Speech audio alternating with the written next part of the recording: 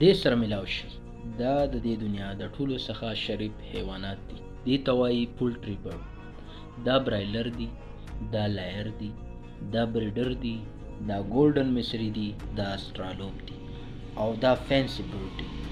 څه الوځي څه نشي الوتی، لیکن په دې کې یوه خبره عام ده، دا ډېر نازکه دي، ډېره ګرمي هم تاثیر کوي ورباندې او یخني هم.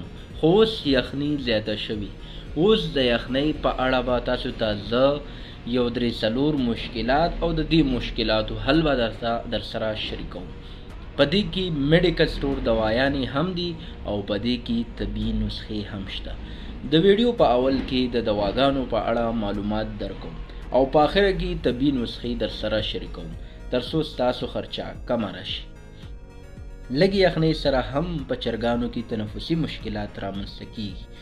زکام رامنځته کیږي، په تنفسي لارو کې چرګ پیدا کیږي، خرخر اوازونه شروع کیږي، سترګو او پوزې څخه اوبه راوځي، بیا بخار رامنځته کیږي، اشتها له لاسه ورکوي او چرګ سس شي کینی. ډیهایډریشن طرف ته ځي، چرګ سپین رنګه فضله. په دې ټولو مشکلاتو کې مونږ کوم شیان استعمالوو په دې ویډیو کې در سره شریکوم. ویډیو تر اخره وګورئ، ویډیو لایک کړئ، شیر کړئ تر څو نور ملګري دا ویډیو وګوري او فایده ترې واخلي.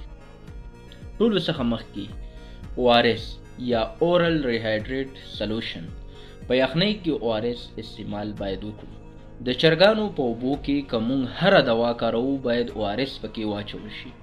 ORS ځکه ورکوو چې چرګان اوبه کم څښي. په یخنۍ موسم کې تنده کموي، اوبه کم څښي. که په دې وخت کې کوم مرض یعنی که چیرته لوز ډراپینګ کې چرګان اوبه ډیر له لاسه ورکوي چې د ډیهایډریشن سبب کیږي. که حیواني ORS کاروي یا انساني ORS کاروي. انساني ORS یا ORS پوړی ډوز یو ساشټ یعنی یو پاکټ په 1 لیټر اوبو کې اچو. تر 12 ساعتونو باید زیات استعمال نشي. په ورځ کې هرې دوا سره یې کارولی شي. دوهمه دوا ایرنیک.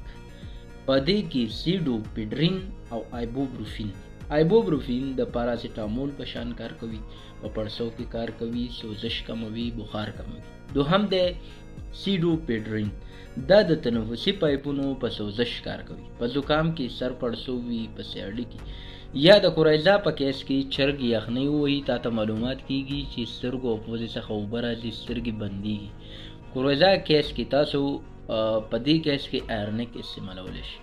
د ډې ډوز که چېرته کمو چرګانو ته دا دوا تطبیق کوو نو په 1 لیټر اوبو کې 2 مله دوا اچو او 12 ساعتونو ته دا دوا ورکوو. په دې دوا کې لیورټانیک یا ځیګر دوا کارولی شو. درېیمه دوا ده ډیکسامیټازون انجکشن واخلئ. ډیکسامیټازون انجکشن واخلئ. که چرګوړی د نیمې کیلو څخه تر 1.5 کیلو پورې وي نو 0.5 cc دوا ورته ضرب کوو. انجکشن به ورته کوئ، سکی به یې نه ورباندې. ډیکسامیټازون ورکولو فایدې څه دي؟ چرګوړی د یخ وهلو یا نمونیا طرف ته ځي. نمونیا بیسیکلی څه ته وایي؟ سږي پړسوب کوي، اوبه کوي، چرګ هماغه اوبه په چرګ بدلیږي، برانشونو ته راځي. کله چې چرګوړی سات تیزی سره اخلي هغه چرګ په پلک بدلیږي. نو تاسو باید ډیکسا استعمال کړئ. کوم بل انټي بایوټیک سره یو ځای هم استعمالولی شي.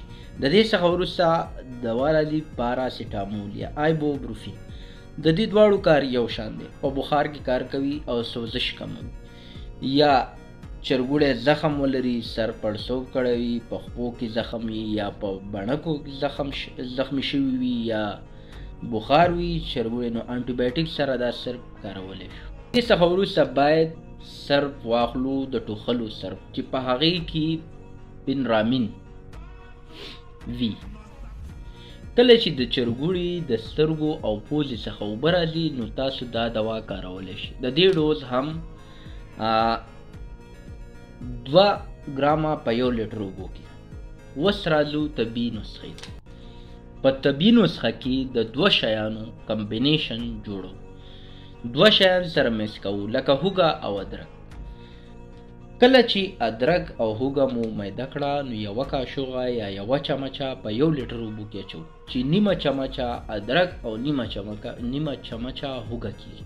که په دانه کې استعمالو نو یوه چمچه په 1 کیلوګرام دانه کې اچوو او ښه یې مکس کوو.